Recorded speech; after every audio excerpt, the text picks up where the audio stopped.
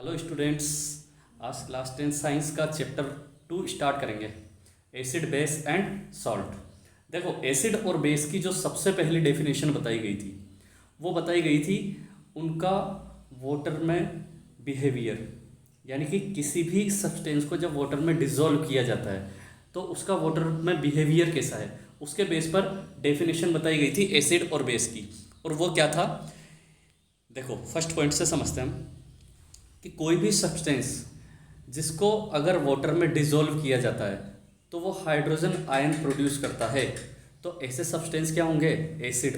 ध्यान से समझने की कोशिश करना। एसिड ऐसे सब्सटेंस होते हैं जिनको वाटर में डिसॉल्व करने पर वो कौन से आयंस प्रोड्यूस करते हैं? H+ आयंस प्रोड्यूस करते हैं। देखो, H+ आयन की एक और बहुत अच्छा आपको कैरेक्टरिस्टिक्स बताता हूँ मैं। H+, ठीक है, यहाँ पे नंबर ऑफ प्रोटॉन कितना है? 1। नंबर ऑफ न्यूट्रॉन कितना है? 0। और नंबर ऑफ इलेक्ट्रॉन, अगर मैं केवल हाइड्रोजन एटम की बात करूँ तो 1 होगा, लेकिन यहाँ पर एक +1 चार्ज आ रहा है। +1 चार्ज आने की वजह से वो इलेक्ट्रॉन भी क्या हो जाएगा? बाहर निकल जाएगा। ठीक है, ये एक हाइड्रोजन एटम एक इलेक्ट्रॉन रिलीज करके ही तो H+ आयन बना रहा है। ठीक है, तो एक बात पे गौर करो, H+ आयन में केवल और केवल क्या प्रेजेंट होता है? प्रोटॉन प्रेजेंट होता है। इसीलिए H+ आयन या हाइड्रोजन आयंस को प्रोटॉन भी कहा जाता है। ध्यान से समझ में आई बात? यानी कि ऐसे सब्सटेंस जो वाटर में डिसॉल्व करने पर H+ आयन प्रोड्यूस करते हैं वो क्या होते हैं? एसिड। ऐसे सब्सटेंस जिनको वाटर में डिसॉल्व करने पर वो हाइड्रोक्साइड आयन फॉर्मूला क्या होता है हाइड्रोक्साइड आयन का? OH- आयंस प्रोड्यूस करते हैं। तो ऐसे सब्सटेंस क्या होते हैं? बेस। ठीक है, 7th क्लास में आपने जो इसकी डेफिनेशन देखी थी वो किसके थ्रू देखी थी आपने? टेस्ट के थ्रू। एसिड की डेफिनेशन क्या थी? एसिड ऐसे सब्सटेंस होते हैं जो टेस्ट में कैसे होते हैं? सोर। और बेस कैसे सब्सटेंस होते हैं जो टेस्ट में कैसे होते हैं? बिटर। यानी कि एसिड तो हमेशा खट्टे होते हैं और बेस कैसे होते हैं? कड़वे। क्लियर है पूरी बात? एक और इम्पोर्टेंट बात जो बेस के लिए है वो ये है कि बेस का वाटर में जो सॉल्यूशन बनता है उसको एल्केलीज बोला जाता है। क्या बोला जाता है? Alkalis. Water soluble bases are called alkalis. ठीक है, आगे और देखते हैं। आगे हम अभी इसके बाद में इंडिकेटर्स पढ़ेंगे कि इंडिकेटर्स क्या होते हैं। उसमें हम एक इंडिकेटर पढ़ेंगे, लिटमस। आपने पहले भी इसका नेम सुना होगा, लिटमस। क्या होता है लिटमस? लिटमस एक लिविंग ऑर्गेनिज्म है, लिकेन। ठीक है, लिकेन क्या होता है? लिकेन पता है आपको? लिकेन ऐसे लिविंग ऑर्गेनिज्म है जिनमें एल्गी और फंगी दोनों की प्रॉपर्टीज प्रेजेंट होती है। ठीक है, दोनों के कैरेक्टर्स प्रेजेंट होते हैं, उनको बोलते हैं लिकेन। ठीक है, उन लिकेन्स से एक्सट्रैक्ट करके क्या निकाला जाता है? लिटमस निकाला जाता है जो पर्पल कलर का होता है। ठीक है, और उससे ही क्या बनाए जाते हैं? 2 तरह के पेपर बनाए जाते हैं, एक तो रेड लिटमस और एक ब्लू लिटमस। ठीक है, अब देखो, किसी भी सब्सटेंस की जब लिटमस पेपर के साथ या लिटमस पेपर को किसी भी सब्सटेंस के सॉल्यूशन को टच करवाया जाता है तो अगर ब्लू लिटमस को रेड कर रहा है सॉल्यूशन, अगर कोई सॉल्यूशन ब्लू लिटमस को रेड कर रहा है तो ऐसा सॉल्यूशन क्या होगा? Acidic. Acid turns blue litmus to red. ठीक है, शॉर्ट में याद रखना, आप शॉर्ट में ट्रिक बता रहा हूं आपको, ABR। इसका मतलब क्या हुआ? एसिड ब्लू को रेड में टर्न कर देते हैं। ठीक है, जबकि अगर बात करें बेस की तो बेस क्या करते हैं? रेड लिटमस को ब्लू लिटमस में चेंज कर देते हैं। इसके लिए क्या याद रखोगे? BRB, यानी बेस रेड लिटमस को ब्लू लिटमस में चेंज करते हैं। आगे देखो, acid react with several metals releasing hydrogen gas. अभी हम केमिकल रिएक्शंस पढ़ेंगे एसिड की और बेस की। मैं डिफरेंट बताऊंगा आपको। वहाँ पर मैं बताऊंगा आपको कि चाहे एसिड हो चाहे बेस हो, दोनों ही मेटल के साथ रिएक्शन करके सॉल्ट का फॉर्मेशन करते हैं। और क्या कौन सी गैस इवोल्यूट होती है? हाइड्रोजन गैस इवोल्यूट होती है।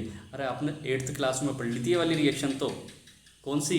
जिंक की रिएक्शन करवाई जाती है हाइड्रोक्लोरिक एसिड से, तो क्या होता है? H2 गैस रिलीज होती है। क्लियर है पूरी बात? आगे देखते हैं।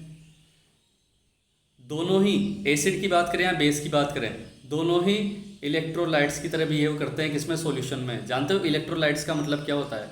इलेक्ट्रोलाइट्स का मतलब होता है कि जब किसी सॉल्यूशन को इलेक्ट्रिसिटी दी जाती है तो इलेक्ट्रिसिटी देने पर वो अपने आयंस में टूट जाते हैं। ठीक है, जैसे मान लो कोई MH कोई कंपाउंड था, ठीक है, इसको आपने वाटर में डिजोल्व किया, वाटर में डिजोल्व करने पर वो क्या बना रहा है? M बना रहा है और H प्लस रिलीज कर रहा है। ठीक है, तो एक तरह से वो क्या हुआ? एसिड हुआ ना, वो एक तरह से क्या हुआ? एसिड हुआ। ठीक है, क्लियर बात समझ में आई नहीं आई? आगे देखते हैं। बेस में act as electrolytes in solution, चाहे एसिड की बात करें चाहे बेस की बात करें, दोनों ही इलेक्ट्रोलाइट्स की तरह बिहेव करते हैं। ठीक है, अगली बात एसिड के लिए, डिस्ट्रॉय बॉडी टिश्यूज। बिल्कुल सही बात है, एसिड को आप अपने हाथ से टच नहीं कर सकते, इसलिए ग्लव्स यूज में लेने होते हैं। लेबोरेटरी में जब भी कोई एक्सपेरिमेंट किए जाते हैं तो ग्लव्स यूज में लिए जाते हैं। क्यों? क्योंकि एसिड क्या करते हैं? बॉडी टिश्यू को डिस्ट्रॉय कर सकते हैं, डैमेज कर सकते हैं। ठीक है, आपको पता है सल्फ्यूरिक एसिड जो इन्वर्टर बैटरीज वगैरह में यूज में ली जाती है, ठीक है, सल्फ्यूरिक एसिड बहुत ज़्यादा स्ट्रॉन्ग एसिड होता है। ठीक है, आगे देखते हैं इसकी कौन सी एक इम्पोर्टेंट प्रॉपर्टी होती है। हैव ए स्लिपरी सोपी फील। कौन? बेस।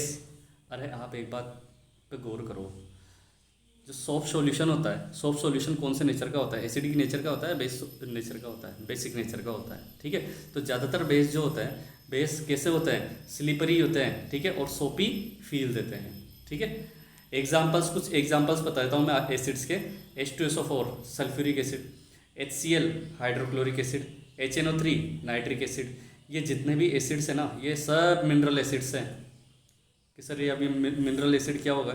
एसिड्स को भी टू टाइप में डिवाइड किया गया है। एक तो होता है मिनरल एसिड और एक होता है कार्बनिक ऑर्गेनिक एसिड्स। ऑर्गेनिक एसिड्स का मतलब क्या होता है? ऐसे एसिड्स जिनमें कार्बन प्रेजेंट हो। ठीक है, तो वो क्या होता है? Organic acid. जैसे आपने नेम सुना होगा मिथेनोइक एसिड, इथेनोइक एसिड, ये सब क्या होता है? ऑर्गेनिक एसिड्स होते हैं। ठीक है, और जिनमें ज़्यादातर इनऑर्गेनिक एलिमेंट्स प्रेजेंट होते हैं। इनऑर्गेनिक एलिमेंट्स जैसे कि जैसे देखो H2SO4 में क्या है? सल्फर है। ठीक है, HNO3 में क्या है? नाइट्रोजन। HCl में क्या है? क्लोरीन। तो ऐसे एसिड्स क्या होते हैं? Mineral acids. क्लियर है? बेस के कुछ एग्जांपल्स बता देता हूँ। NaOH sodium hydroxide, caustic soda भी कहा जाता है जिसे। KOH potassium hydroxide, CaOH whole twice calcium hydroxide. General name क्या है इसका? Calcium hydroxide. कैल्शियम हाइड्रोक्साइड को या तो लाइम वाटर भी कहा जाता है, या फिर क्या बताया था मैंने? स्लेट लाइम या क्विक लाइम। कंफ्यूज मत हो ना, CaOH होल ट्वाइस क्या होता है? स्लेट लाइम होता है। क्लियर है पूरी बात? तो एक तरह से ये टेबुलर फॉर्म में मैंने एसिड और बेस को शॉर्ट में आपको बता दिया। अब आगे बढ़ते हैं, एक एक को अच्छी तरह से हम ढंग से समझने की कोशिश करते हैं। ठीक है, सबसे पहले हम समझते हैं इंडिकेटर्स के बारे में। इंडिकेटर्स क्या होते हैं? इंडिकेटर्स ऐसे सब्सटेंस होते हैं जो किसी भी सब्सटेंस के सॉल्यूशन को डिटरमाइन करने का काम करते हैं, यानी उसके नेचर को इंडिकेट करने की कोशिश करते हैं कि उसका नेचर एसिडिक होगा या बेसिक होगा। तो देखो डेफिनेशन क्या है। Indicators are those chemical substances which behave differently in acidic and basic medium and help in determining the chemical nature of the substance. Acid base indicators indicate the presence of an acid or base by a change in their color or smell. ठीक है, ये जो भी indicators होते हैं, ये indicators क्या करते हैं? किसी भी एसिड का या तो कलर चेंज कर देते हैं या उसकी स्मेल को चेंज कर देते हैं, जिससे क्या पता चल जाता है कि वो या तो एसिड है या बेस है। ठीक है, अब देखो टू टाइप में डिवाइड किया गया है इंडिकेटर्स को। फर्स्ट आते हैं नेचुरल इंडिकेटर्स। ठीक है, नेचुरल इंडिकेटर्स में सबसे पहला पढ़ेंगे हम ऑल्फैक्टरी इंडिकेटर्स। ठीक है, ऑल्फैक्टरी इंडिकेटर्स क्या होते हैं? ऐसे इंडिकेटर्स जो किसी भी सब्सटेंस के ऑर्डर को चेंज कर देते हैं, यानी कि स्मेल चेंज कर देते हैं। ठीक है, जैसे ओनियन, वनीला, ये क्या है? ऑल्फैक्टरी इंडिकेटर्स हैं। जैसे कि ओनियन की बात करें, onion, smell of onion diminishes in a base and remains as it is in an acid। ठीक है, अगर ओनियन की बात करें तो ओनियन बेस के साथ तो कैसी स्मेल होती है, डेमिनिश। ठीक है, लेकिन अगर एसिड है तो ओनियन की स्मेल चेंज नहीं होगी, लेकिन अगर बेस है तो ओनियन की स्मेल क्या हो जाएगी, चेंज हो जाएगी। ऐसे ही वेनिला की बात करें, ठीक है, तो the odour of vanilla essence disappear when it is added to a base. Clear बात समझ में आई? The odour of vanilla essence persist when it is added to an acid. Clear बात समझ में आई नहीं आई? यानी वेनिला और ओनियन ये दोनों किस तरह के इंडिकेटर्स हैं, ऑल्फैक्टरी इंडिकेटर्स हैं। ऑल्फैक्टरी इंडिकेटर्स का मतलब ये क्या करते हैं, एसिड या बेस डालने पर या एसिड या बेस के साथ ये उनकी स्मेल को चेंज कर देते हैं, उन सब्सटेंस की स्मेल को चेंज कर देते हैं, जिससे क्या पता चलता है कि ये सब्सटेंस एसिडिक नेचर का है या बेसिक नेचर का है। आगे देखते हैं turmeric. In acid yellow colour of turmeric remain yellow, in basis yellow colour of turmeric turns red. इसको आप घर पे भी बहुत इजीली कर सकते हो। कैसे? कोई भी कपड़ा लेना है एक, ठीक है, उस कपड़े पे थोड़ी सी आप घर पे जो मसाले में यूज़ में ली जाती है, खाने के मसाले में, टर्मरिक को पानी में घोल के थोड़ा सा उसका स्टेन लगा देना कपड़े पर, ठीक है। थोड़ी देर बाद उसको आप सोप से रगड़ना। जैसे आप उसके ऊपर सोप लगाओगे ना, जहाँ पे स्टेन लगा हुआ था, पहले स्टेन कौन से कलर का होता है, येलो कलर का होता है, उसके बाद वो किस में चेंज हो जाता है, रेड कलर में चेंज हो जाता है। तो ये क्या इंडिकेट करता है कि जो टर्मरिक है, टर्मरिक एक तरह का केमिकल इंडिकेटर है जो बेस के साथ मिलकर कलर को येलो से क्या कर देता है, रेड कर देता है, जबकि एसिड के साथ किसी तरह से कोई रिएक्शन नहीं देता है। क्लियर है? आगे देखते हैं litmus. Litmus is a natural indicator. Litmus solution is a purple dye which is extracted from lichen. अभी मैंने पहले भी बात की थी आपको, लिचेन क्या था, कैसे ऑर्गेनिज्म थे जिनमें एल्गी एंड फंगी दोनों की प्रॉपर्टीज प्रेजेंस होती है, ऐसे ऑर्गेनिज्म क्या होते हैं, लिचेन।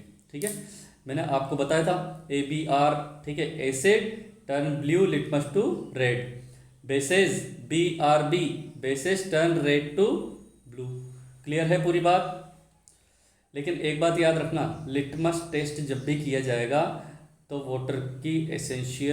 वाटर बहुत ज़्यादा एसेंशियल होगा। Water is essential for acid and bases change the colour of litmus paper.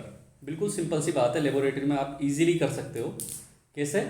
कि कोई भी एसिड या कोई भी बेस, कोई भी सब्सटेंस, ठीक है, आप जैसे आपने क्या किया, आपको पता लगाना है कि लेमन जो है, लेमन कैसा होता है, एसिडिक होता है, बेसिक होता है। तो आप क्या कर सकते हो, लेमन का वाटर में सॉल्यूशन बना लो, ठीक है, और उसको दोनों लिटमस पेपर से, रेड से भी और ब्लू से भी टच करा के देखेंगे।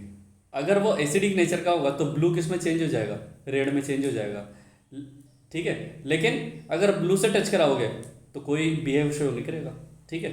इसी तरह से आप किसका ले सकते हो, टोमेटो भी ले सकते हो, और क्या ले सकते हो आप, सोप सॉल्यूशन भी ले सकते हो, और क्या ले सकते हो, बेकिंग सोडा भी ले सकते हो। इन सब का बिहेव आप चेक कर सकते हो किसके थ्रू, लिटमस पेपर के थ्रू।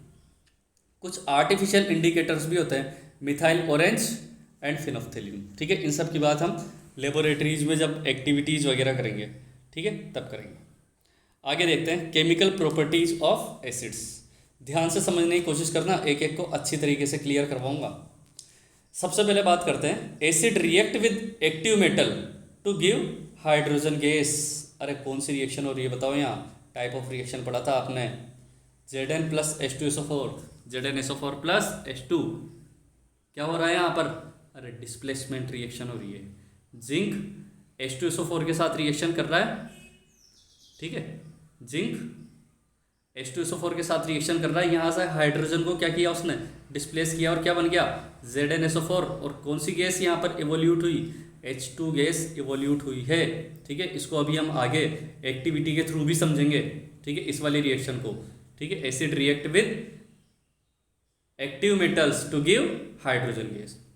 नेक्स्ट देखते हैं, acid react with metal carbonates and metal hydrogen carbonates. ठीक है, मेटल हाइड्रोजन कार्बोनेट्स को मेटल बाइकार्बोनेट्स भी कहा जाता है। जैसे एग्जांपल देखो, Na2CO3 मेटल कार्बोनेट, ठीक है, NaHCO3 सोडियम बाइकार्बोनेट या सोडियम हाइड्रोजन कार्बोनेट। ठीक है, तो Na2CO3 या NaHCO3 इन दोनों में से किसी की भी रिएक्शन जब एसिड से करवाई जाती है तो कौन कौन से प्रोडक्ट बनते हैं? एक तो बनता है सोडियम क्लोराइड, एक बनेगा वाटर, और कौन सी गैस यहाँ पर इवोल्यूट होती है? CO2 gas. दोनों में ही कौन सी गैस इवोल्यूट हो रही है? CO2 gas. क्लियर बात समझ में आई? क्लियर है? आगे बढ़ते हैं। इसकी भी अभी मैं आपको एक्टिविटी के थ्रू समझाऊंगा इसे। Acid react with bases to give salt and water, this reaction is called neutralisation reaction. अरे NaOH का नेचर कैसा है? बेसिक। HCl का नेचर कैसा है? एसिडिक। अगर दोनों को आपस में मिला दोगे तो क्या बनेगा? सॉल्ट बन जाएगा, न्यूट्रल एक तरह से। ना तो अब ये NaCl है, ना तो इसका नेचर एसिडिक है, ना ही इसका नेचर बेसिक है, तो फिर इसका नेचर कैसा है? ये तो न्यूट्रल है। ठीक है, और साथ में क्या बनता है? वाटर बनता है। ठीक है, ऐसी रिएक्शंस को क्या बोलते हैं? Neutralisation reaction. 8th क्लास में पढ़ के आए हो आप, न्यूट्रलाइजेशन रिएक्शन 8th क्लास में चलती है। ठीक है, acid react with metals oxide to give salt and water. ठीक है, एक बार रिएक्शन बता देता हूँ। मेटल ऑक्साइड के साथ जब एसिड की रिएक्शन कराई जाती है तो क्या बनता है? सॉल्ट बनता है और वाटर का फॉर्मेशन होता है। अब इसको इस बात को ध्यान से समझने की कोशिश करना। एक बात बताओ, मेटल ऑक्साइड, ठीक है, जैसा कोई भी मेटल ऑक्साइड है MO, मेटल ऑक्साइड का नेचर कैसा होता है? मेटल ऑक्साइड एसिडिक नेचर के होते हैं या बेसिक नेचर के होते हैं? Metal oxide always behave as base. ठीक है, मेटल ऑक्साइड जो होते हैं वो किसकी तरह बिहेव करते हैं? बेस की तरह बिहेव करते हैं। ठीक है, बात समझ में आई नहीं आई? इसीलिए तो एक बात सोचो, ये तो एसिड और ये कॉपर ऑक्साइड के साथ रिएक्शन करवाई जा रही है, तो ये क्या हो गया? ये तो एसिड है और ये क्या है? बेस। अरे एसिड और बेस रिएक्शन करते हैं तो कौन सी रिएक्शन होती है? Neutralisation reaction. तो सॉल्ट और वाटर ही तो बनेगा, तो वही तो रिएक्शन है एक तरह से, न्यूट्रलाइजेशन रिएक्शन। बस ये बात याद रखना कि मेटल ऑक्साइड जो होते हैं वो हमेशा बेसिक नेचर के होते हैं और नॉन मेटल ऑक्साइड जो है वो हमेशा एसिडिक नेचर के होते हैं। क्लियर है? पूरी बात समझ में आई नहीं आई यहाँ? ठीक है, आगे बढ़ते हैं। अब देखो, मैंने आपको कहा था कि मैं आपको एक एक्टिविटी बताऊंगा। Activity acid react with metal. ठीक है, किस तरह से करना है इसको? इसमें हम क्या करेंगे? एक टेस्ट ट्यूब लेंगे। ठीक है, उस टेस्ट ट्यूब में हम क्या लेंगे? डाइल्यूट सल्फ्यूरिक एसिड ले लो या डाइल्यूट हाइड्रोक्लोरिक एसिड, कोई भी दोनों में से कोई भी एसिड ले लो। अगर आप सल्फ्यूरिक एसिड लेते हो तो ज़्यादा अच्छा है। ठीक है, ज़्यादा स्ट्रॉन्ग नेचर का होता है सल्फ्यूरिक एसिड। सल्फ्यूरिक एसिड लेके उसमें थोड़ा सा हमने जिंक ग्रेन्यूल्स डाल दिया। थोड़े से क्या डाले उसमें? हमने जिंक ग्रेन्यूल्स डाल दिए। जिंक ग्रेन्यूल्स जैसे ही सल्फ्यूरिक एसिड के साथ रिएक्शन करेंगे, ठीक है, तो ये वाली रिएक्शन आपको पता है, ये वाली एक्टिविटी मैंने आपको फर्स्ट चैप्टर जब पढ़ा था, फर्स्ट चैप्टर के पार्ट फर्स्ट में ही बताई थी। ठीक है, जिंक ग्रेन्यूल H2SO4 के साथ रिएक्शन करेंगे। ठीक है, तो क्या बन जाएगा? ZnSO4 plus H2 gas evolute होगी। ठीक है, तो एक बात बताओ, आप यहाँ पे किस तरह का ऑब्जर्वेशन देखते हो? कैसे पता चलेगा कि वो जो गैस है वो H2 गैस है? इसके लिए हम क्या करेंगे, ये यहाँ पर जो भी गैस निकल रही है ना, उसको एक डिलीवरी ट्यूब से एक सोप सॉल्यूशन में भेजेंगे या उसमें पास करवाएंगे। जैसे सोप सॉल्यूशन में पास करवाएंगे तो जो बबल्स निकलते हैं, उन बबल्स के पास जब कैंडल को लेके जाएंगे तो वो बबल्स पॉप साउंड के साथ जलने लगते हैं। ठीक है, एक तरह से पॉप साउंड आता है। ठीक है, आप लेबोरेटरी में करके देख सकते हो इस एक्सपेरिमेंट को, बहुत इजी एक्सपेरिमेंट है। ठीक है, पॉप साउंड के साथ कौन सी गैस जलती है? हाइड्रोजन गैस जलती है। अरे 8th क्लास में भी आया था ये वाला, तो ये वाला एक्टिविटी आपको फर्स्ट चैप्टर में भी दिया हुआ है, 8th में भी दिया हुआ था और अब आपको वापस से सेकंड चैप्टर में भी दिया हुआ है। ठीक है, बहुत इजी एक्टिविटी है, इजीली आप लैब में कर सकते हो। ठीक है, नेक्स्ट एक्टिविटी है activity acid react with Na2CO3 और NaSCO3। ठीक है, देखते हैं ध्यान से। इसके लिए हम क्या करेंगे, दो टेस्ट ट्यूब लेंगे, टेस्ट ट्यूब ए और टेस्ट ट्यूब बी। ठीक है, एक तो टेस्ट ट्यूब ए ली हमने और एक टेस्ट ट्यूब बी ले ली। टेस्ट ट्यूब ए में क्या लेंगे हम, इसमें डाइल्यूट हाइड्रोक्लोरिक एसिड ले लेंगे। ठीक है, डाइल्यूट हाइड्रोक्लोरिक एसिड लेकर उसमें थोड़ा सा हम सॉलिड सोडियम कार्बोनेट डाल देंगे। Sodium carbonate dilute hydrochloric acid के साथ रिएक्शन करेगा। तो अभी मैंने बताया था कि सोडियम कार्बोनेट या sodium hydrogen carbonate dilute HCl के साथ जब भी रिएक्शन करते हैं तो सोडियम क्लोराइड तो बनता ही है, वाटर भी बनता है, लेकिन साथ में कौन सी गैस यहाँ पर इवोल्यूट होती है, CO2 गैस इवोल्यूट होती है। कौन सी गैस, CO2 गैस इवोल्यूट होती है। इस CO2 गैस को डिलीवरी ट्यूब से हम क्या करेंगे, टेस्ट ट्यूब बी में लेकर जाएंगे। और टेस्ट ट्यूब बी में क्या भरा हुआ है, कैल्शियम हाइड्रोक्साइड का सॉल्यूशन भरा हुआ है।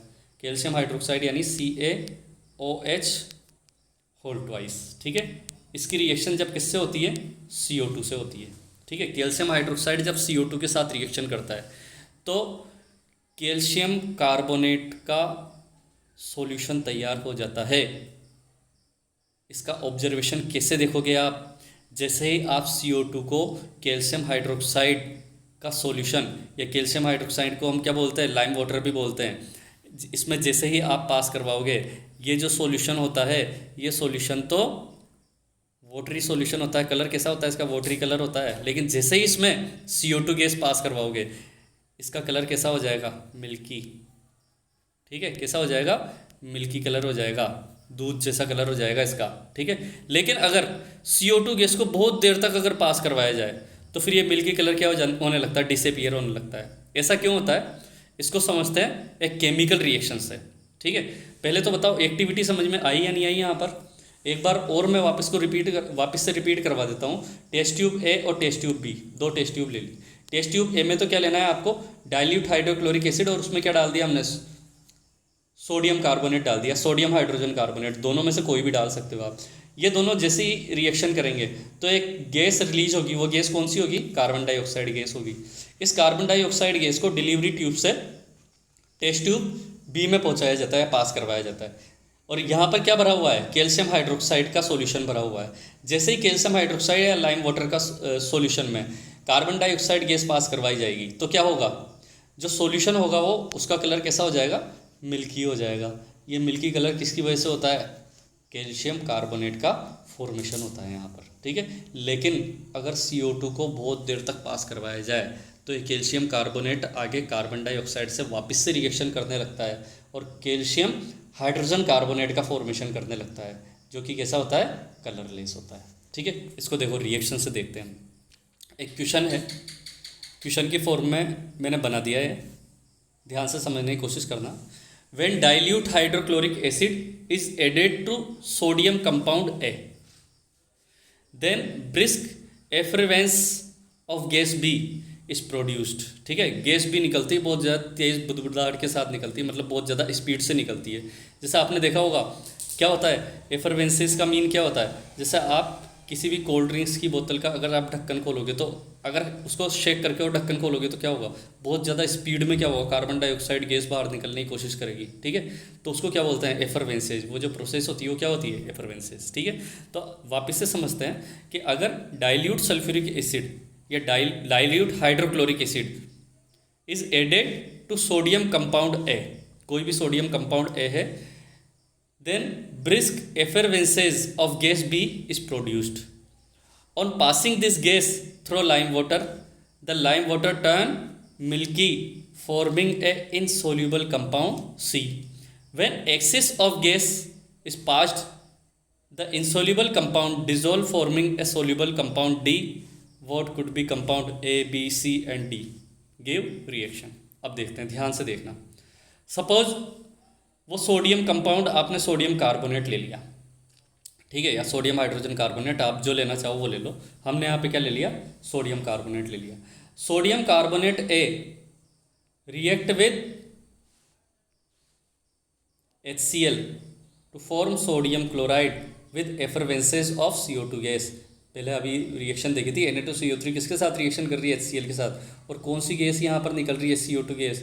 किसके साथ? एफरवेंसेस के साथ। मैंने बताया ना आपको एफरवेंसेस का मीन, वो याद रखो, माइंड में एक इमेज बना के रखो। कौन सी? क्या आप कोल्ड ड्रिंक्स लेके आए हो, कोल्ड ड्रिंक्स को आपने अच्छे से शेक किया और उसका ढक्कन खोल दिया, तो कोल्ड ड्रिंक्स से अंदर से सारी की सारी बाहर कैसे निकलेगी? वही क्या होता है? एफरवेंसेस। ठीक है। CO2 गैस, यानी कि ए तो क्या हो गया यहाँ पर? CO2 गैस, सॉरी, ए तो क्या हो गया यहाँ पर? Sodium carbonate. ठीक है। और बी क्या हो गया यहाँ पर? CO2 gas. ठीक है। CO2 gas B when passed through lime water turns it milky due to formation of calcium carbonate C, यानी सी क्या हो गया यहाँ पर? Calcium carbonate. तो देखो रिएक्शन कैसे हो रही है, CaOH whole twice plus CO2 equals to CaCO3 plus H2O। ठीक है। When excess CO2 is passed through aqueous solution of CaCO3 change to calcium hydrogen carbonate D which is water soluble. ठीक है। CaCO3 के solution में, वो इसका aqueous solution में CO2 को और भी अगर ज़्यादा टाइम तक अगर आप पास करवाओगे तो क्या होगा? कैल्शियम हाइड्रोजन कार्बोनेट का फॉर्मेशन होगा जो वाटर सोल्यूबल होगा। इस वजह से जो कलर होगा वापस से कलरलेस हो जाएगा, जो भी सॉल्यूशन होगा वो क्या हो जाएगा? वापस से कलरलेस हो जाएगा। यहाँ तक आपको अच्छे से समझ में आ गया होगा। कोई दिक्कत हो तो आप कमेंट बॉक्स में पूछते रहा कीजिए। ठीक है। आगे बढ़ते हैं। Chemical properties of base. ठीक है। वही जैसे देखो, हमने एसिड की रिएक्शन करवाई थी किसके साथ? मेटल के साथ। तो क्या हुआ था? सॉल्ट बना था और H2 गैस रिलीज हुई थी। ठीक है। यहाँ भी हम क्या कर रहे हैं? बेस की रिएक्शन करवा रहे हैं मेटल के साथ, तो भी क्या होगा? वही सॉल्ट बनेगा। और कौन सी गैस रिलीज होगी यहाँ पर? H2 गैस रिलीज होगी। देखो यहाँ पे कौन सा सॉल्ट बन रहा है? यहाँ बन रहा है सोडियम जिंकेट Na2ZnO2। ठीक है। यहाँ पे कौन कौन से आयन्स प्रेजेंट है? Na प्लस सोडियम आयन और ZnO2 2-, इसको बोलते हैं जिंकेट आयन। क्लियर है पूरी बात? आगे देखते हैं। रिएक्शन विद एसिड्स, वही बिल्कुल same reaction, neutralisation reaction. Reaction with acids, base react with acid to form salt and water. ये तो क्लियर है। Reaction with non metallic oxide, अब देखो यहाँ पे ध्यान से समझने की जरूरत है। एसिड की जब हमने बात की थी तो एसिड की रिएक्शन हमने कराई थी मेटेलिक ऑक्साइड से। किससे करवाई थी? मेटेलिक ऑक्साइड से कराई थी। और मेटेलिक ऑक्साइड का नेचर कैसा होता है? बेसिक नेचर का होता है। तो वहाँ भी क्या हुआ था? न्यूट्रलाइजेशन रिएक्शन हुई थी और सॉल्ट प्लस वाटर का फॉर्मेशन हुआ था। लेकिन बेस की रिएक्शन जब किससे करवाई जाती है? नॉन मेटेलिक ऑक्साइड से करवाई जाती है। तब भी क्या बनेगा? सॉल्ट और वाटर ही तो बनेगा, क्योंकि ये तो क्या हो गया? बेस। ठीक है। ये तो क्या हो गया? बेस। और ये क्या हो गया? एसिड। तो यहाँ पे भी तो न्यूट्रलाइजेशन रिएक्शन हो रही है। क्लियर बात समझ में आई? आगे बढ़ते हैं। एसिड रिएक्ट विद वाटर, अब इसको ध्यान से समझते हैं भाई। एसिड का वाटर में बिहेवियर समझने की कोशिश करते हैं, जिसके बेस पर इसकी डेफिनेशन दी जाती है। Acids in water solution dissociate H+ ions. Late consider their reaction between water and hydrogen chloride, hydrochloric acid या हाइड्रोजन क्लोराइड्स। ठीक है। Hydrochloric acid HCl in presence of water produce H+ ion. HCl क्या बन जाएगा? H++ Cl-। ठीक है। ये तो क्या हो गया? Hydrogen ion. और ये क्या हो गया? Chloride ion. ठीक है। अब देखो एक बात ध्यान रखना, H+ आयन जो है, H+ आयन अकेला कभी भी एग्जिस्ट नहीं कर पाता, इसलिए H+ आयन क्या करता है? H2O के साथ रिएक्शन कर लेता है और क्या बना लेता है? H3O+ का फॉर्मेशन कर लेता है। इसको बोलते हैं hydronium ion. This ion can not exist alone and hence combines with water molecules and form H3O+. The reaction H follow H++ H2O equals to H3O+. Clear बात समझ में आई यहाँ पर? आगे देखते हैं। H3O+ ion also known as hydronium ion. Base react with water. ठीक है। जैसे शुरू में डेफिनेशन की बात कर रहे हैं। डेफिनेशन में क्या बताया था कि एसिड वाटर के साथ रिएक्शन कर रहा है तो क्या बना रहा है? H+ आयन प्रोड्यूस कर रहा है। बेस वाटर के साथ रिएक्शन करता है तो कौन से आयंस प्रोड्यूस करता है? Hydroxide ions, OH- ions. ठीक है। देखते हैं। Base when dissolve in water produces OH- ion. Let us consider the reaction between water and potassium hydroxide, KOH ले लो यहाँ पे, ये सोडियम हाइड्रोक्साइड काट देना, ये सोडियम, पोटाशियम हाइड्रोक्साइड। ठीक है। पोटेशियम हाइड्रोक्साइड के साथ वाटर की रिएक्शन करवा रखी है यहाँ पे, तो KOH वाटर में डिजोल्व करने पर क्या देगा, K+ आयन और OH- आयन। ऐसे ही मैग्नीशियम हाइड्रोक्साइड MgOH को अगर वाटर में डिजोल्व करेंगे तो क्या होगा, Mg2+ देगा और OH- आयन देगा। यानी कि यहाँ पर क्या प्रूव हो रहा है कि KOH और MgOH दोनों क्या है यहाँ पर, basic in nature. Magnesium hydroxide को मिल्क ऑफ मैग्नीशिया भी कहा जाता है, आगे देखेंगे जब, और इनके जब यूजेज वगैरह देखेंगे तब इसको ध्यान से समझेंगे मिल्क ऑफ मैग्नीशिया होता क्या है। ठीक है, आगे देखते हैं। Now as we have identified that all acids generate H+ ions and all base generate OH- ion, we can neutralisation reaction as follow. इससे समझ सकते हैं हम, देखो एसिड की बेस के साथ रिएक्शन करवाई जाती है, तो ध्यान से समझने की कोशिश करना। एसिड कौन से आयंस देते हैं, H+ आयंस देते हैं। बेस कौन से आयंस देते हैं OH- आयन देते हैं। ठीक है, तो H और OH इनसे मिलके तो क्या बन गया, वाटर बन गया। ठीक है, और बाकी जो रिमेन जो जितना भी बच रहा है मटेरियल वो क्या बना लेगा, सॉल्ट बना लेगा। ठीक है, जैसे देखो इधर ध्यान से नीचे, ये H+ और ये OH- तो क्या बन गया यहाँ पर H2। ठीक है, इसीलिए तो न्यूट्रल हो जाती, जो भी एसिड और बेस को जब रिएक्शन करवाई जाती है तो इसीलिए तो रिएक्शन न्यूट्रलाइजेशन रिएक्शन क्यों होती है, क्योंकि यहाँ पर न्यूट्रल H2O का फॉर्मेशन होता है। जो H2O है उसका नेचर कैसा होता है, न्यूट्रल नेचर का होता है। आगे देखते हैं, लास्ट टॉपिक आज का, dilution of acid and base. ठीक है, समझते हैं इसको। मिक्सिंग एन एसिड और base with water result in decrease in the concentration of ions H3O+ और OH- पर यूनिट वॉल्यूम।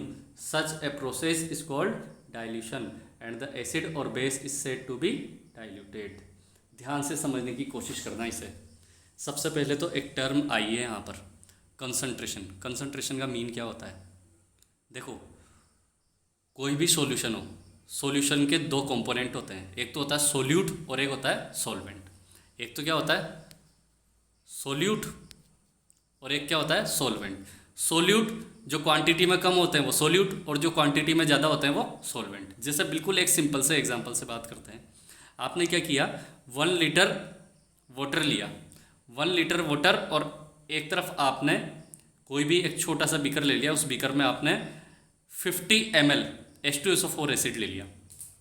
कौन सा ले लिया, सल्फ्यूरिक एसिड ले लिया आपने। अब सल्फ्यूरिक एसिड की क्वांटिटी कम है तो वो तो क्या हो गया, सोल्यूट हो गया। और वाटर आपने 1 लीटर लिया है, उसकी क्वांटिटी ज़्यादा है, तो वो एक तरह से क्या हो गया, सोलवेंट। ठीक है, तो किसी भी सॉल्यूशन में सोल्यूट कितने प्रेजेंस हैं वही तो किसको शो करता है, उस सॉल्यूशन की कंसंट्रेशन को। कंसंट्रेशन की डेफिनेशन कैसे दी जाती है, solute particle present in solution. किसी भी फॉर्म में हो सकता है, मास की फॉर्म में भी हो सकता है और वॉल्यूम की फॉर्म में भी हो सकता है। ठीक है, तो होगा क्या, जब आप डाइल्यूशन करोगे, डाइल्यूशन करने का मतलब एक तरह से आप क्या कर रहे हो, जैसे मान लो आपने कोई बीकर ले लिया, ये बीकर ले लिया। ठीक है, इस बीकर में आपने 1 लीटर वाटर ले लिया। ठीक है, 1 लीटर क्या ले लिया आपने, वाटर। अब इसमें आप क्या करोगे, 50 ml H2SO4 को डिसॉल्व करोगे। ठीक है, अब एक बात पे गौर करना आप, जब ये 50 ml था ना केवल, तब ये क्या था, कंसनट्रेट था। कंसनट्रेट का मतलब ये हुआ कि यहाँ पर H+ आयंस की कंसनट्रेशन ज़्यादा हुई। ठीक है, लेकिन जैसे ही, क्यों, क्योंकि अभी तो यहाँ पर क्या है, ये टोटल 50 ml है, यानी H+ आयन ज़्यादा है, लेकिन जैसे ही आप इसको किस में डिजोल्व कर दोगे, वाटर में डिजोल्व कर दोगे, वाटर में डिजोल्व करने पर क्या होगा, पर यूनिट वॉल्यूम में, अरे 1 लीटर ले रखा है, पर यूनिट वॉल्यूम में H+ आयन की कंसंट्रेशन क्या हो जाएगी, यहाँ पर कम हो जाएगी। या मान लो आपने एसिड नहीं लिया, आपने क्या ले लिया, बेस ले लिया। मान लो NaOH को आपने डिजोल्व किया किसमें, 1 लीटर सॉल्यूशन में, तो पहले तो वो क्या था, कंसंट्रेट था। कंसंट्रेट का मतलब क्या हुआ, वही OH- आयन की कंसंट्रेशन वहाँ पर क्या थी, ज़्यादा थी। लेकिन जैसे ही आपने उसको वाटर में डिजोल्व किया, वाटर में डिजोल्व करने पर क्या होगा, पर लीटर वॉल्यूम में OH- आयन की कंसंट्रेशन क्या हो जाएगी, कम हो जाएगी। तो इस प्रोसेस को क्या बोलते हैं, डाइल्यूशन। ठीक है, और जब भी डाइल्यूशन करवाना होता है या जब भी डाइल्यूशन किया जाता है, तो जो भी एसिड या बेस बनता है, ऐसे एसिड या बेस को क्या बोलते हैं? डाइल्यूटेड एसिड और बेस। क्लियर बात समझ में आई नहीं आई? ठीक है। लेकिन एक बात बहुत वेरी वेरी इंपॉर्टेंट नोट, जब भी एसिड का डाइल्यूशन किया जाता है तो एसिड का डाइल्यूशन कैसे किया जाता है कि जैसे एक बीकर ले लिया आपने बड़ा सा, ठीक है, एक बड़ा सा आपने क्या ले लिया? बीकर ले लिया। बीकर लेकर उसमें आपने वाटर भर लिया, ठीक है, 1 लीटर वाटर ले लिया, ठीक है। इसमें धीरे धीरे आपको क्या करना होगा? एसिड को मिक्स करके, एसिड को डाल के और अच्छी तरह से स्टीयर करना पड़ेगा, उसको अच्छी तरह से मिक्स करना पड़ेगा, ठीक है। ऐसा क्यों करना होता है? देखो याद रखना, एसिड की वाटर के साथ या डाइल्यूशन की जो प्रोसेस होती है बहुत ही ज़्यादा हाईली एक्सोथर्मिक रिएक्शन होती है, ठीक है। इसीलिए बहुत ज़्यादा सावधानी से करनी होती है। लेकिन अगर आपने ऐसा किया कि आपने ले लिया एसिड बीकर में, ठीक है, यहाँ पे क्या ले लिया आपने? एसिड ले लिया, ठीक है, और आपने ऊपर से अगर इसमें पानी डाल दिया, अगर आपने ऊपर से क्या डाल दिया? वाटर डाल दिया। ऐसा करना भी मत भूल के भी, ऐसा करने पर क्या होगा? अरे वहाँ पर एसिड तो बहुत कम है लेकिन आप पानी ऊपर से बहुत ज़्यादा डाल दोगे तो रिएक्शन बहुत ही ज़्यादा हाईली एक्सोथर्मिक हो जाएगी और इस कंडीशन में क्या हो सकता है? ब्लास्ट हो सकता है, ठीक है। ग्लास का जो बीकर लिया था आपने वो क्या हो सकता है? फूट सकता है, ठीक है, आप जल सकते हो एसिड से, ठीक है। तो इस इंपॉर्टेंट नोट को ध्यान से समझने की कोशिश करना। The process of dissolving an acid और base in water is a highly exothermic one, ठीक है। लेबोरेटरी में जब आप डाइल्यूशन करोगे ना तब मैं बताऊंगा आपको कि एसिड या बेस को जब डाइल्यूट करते हैं तो डाइल्यूट करते टाइम पे जो भी बीकर वगैरह जो भी लिया जाता है ना, ज़्यादातर प्लास्टिक का बीकर लेने की कोशिश करना चाहिए, ठीक है, क्योंकि बहुत ज़्यादा एक्सोथर्मिक रिएक्शन होती है। जो भी आप कंटेनर लेते हो ना वो कंटेनर बहुत ज़्यादा गर्म हो जाता है, ठीक है। Care must be taken while mix in concentrated nitric acid and sulphuric acid. आपको पता है सल्फ्यूरिक एसिड बहुत ज़्यादा स्ट्रॉन्ग एसिड होता है, इसको बोलते हैं किंग ऑफ एसिड। किसको बोला जाता है king of acid? Sulphuric acid को, ठीक है, ध्यान रखना। तो care must be taken while mixed in concentrated nitric acid or sulfuric acid with water. The acid must always be added slowly to water with constant stirring. If water is added to a concentrate acid, the heat generated may cause the mixture to splash out and cause burn. अगर आपने क्या किया? अगर आपने acid में water को dissolve कर दिया तो ऐसी कंडीशन में क्या होगा? बहुत ज़्यादा हीट जनरेट हो जाएगी और हो सकता है आप जल भी सकते हैं, ठीक है। तो डाइल्यूशन अच्छे से समझ में आया। तो आज की जो क्लास है हम यहीं पे ही ख़त्म करते हैं। अगर अच्छे से समझ में आया है तो वीडियो को लाइक कर लेना, ठीक है। आगे की बात नेक्स्ट लेक्चर में करेंगे।